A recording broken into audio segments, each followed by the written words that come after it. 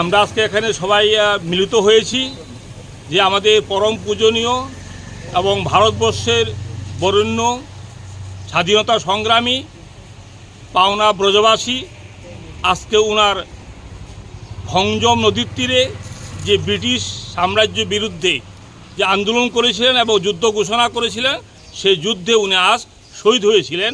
সেই জন্য উনাকে স্মরণ করার জন্য আজকের দিনটিকে বলা হয় খংজম ডে।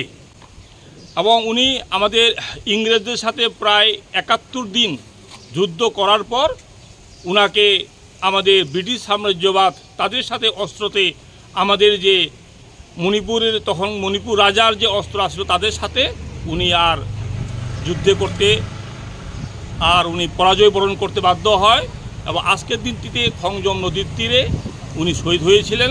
এবং উনাকে এবং আমাদের ইংরেজদের বিরুদ্ধে উনি বিভিন্নভাবে ষড়যন্ত্রের বিরুদ্ধে আমাদের ভারতবর্ষের এবং মণিপুরকে রক্ষা করার জন্য, রাজতন্ত্রকে রক্ষা করার জন্য ইনি প্রাণ দিয়েছিলেন।